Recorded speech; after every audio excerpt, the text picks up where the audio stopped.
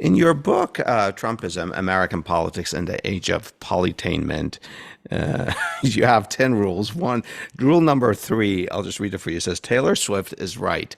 And you talk about anger. I was so intrigued by that I asked my daughter to go find me any Taylor Swift song that has Yeah. politics in it. And she did. So I'll just share a couple of Okay. lines from Miss Swift's song, Antihero. It goes as such. Did you hear my covert narcissism I disguise as altruism like some kind of congressman? So Yeah. I get Yeah. that line. It's about narcissism. I don't know how you correlate Taylor Swift with anger, and then that goes to politics. Explain Okay. that, So, please.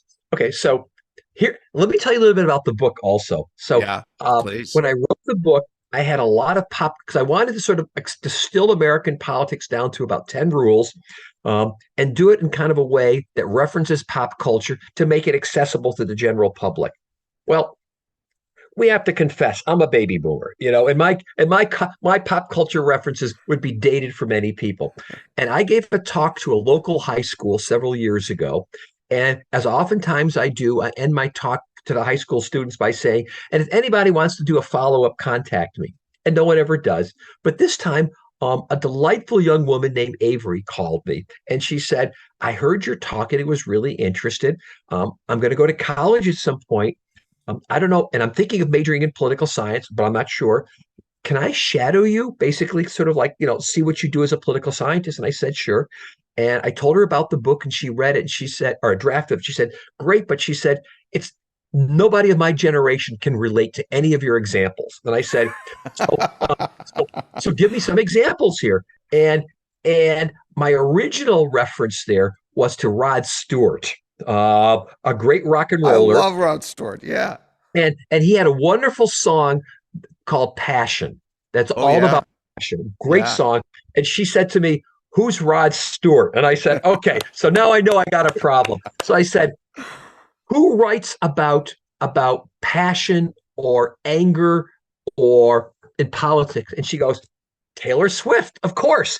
She says all her songs are all about, in some sense, anger and passion, and how she's turning it to politics.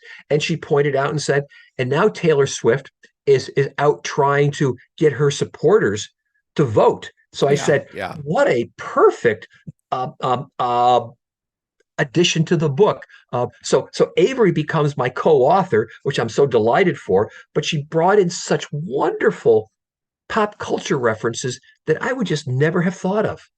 Oh, that's a great story. And so you think that anger rather than, well, you mentioned confrontational politics. So your position is that anger rather than optimism is what is driving our political discourse these days. I think it is. Yeah. I mean, if we think of 2008, it was all about Barack Obama running on hope Yeah. and change. And that's the optimism. Or take us back a generation below before that. It's Bill Clinton, which I still and I reference in my book that has a brilliant move when he gets the nomination. He's a baby boom candidate, and he plays at the Democratic National Convention, Fleetwood Mac's "Don't Stop Thinking About Tomorrow," Oh, that's a good about one. about Yeah. hope in Yeah. the Yeah. future, and then and a decade before, Ronald Reagan in 1984, one of the great political commercials of all time. It was "It's Morning in America." Isn't Um, that a it's great, visually abs, is great. I mean, these are gorgeous themes, Yeah. but now it's really about it really became anger at this point. And even though Trump in 16 said, make America great again, the the it's there's a bit of optimism, but it's also a retrospective. It's saying, let's go back to the days that used to be so that we can be great again. And in it, there is this distillation of anger, of something lost, of expectations that have been thwarted that we used to have. And I see now that our candidates run upon anger. getting their base angry, getting their base motivated to hate the other side. That's the change. That's the Yeah. change in American politics. Yeah, and it's a big one. We'll be back after a short break to talk about politics, populism, and entertainment. We'll be right back.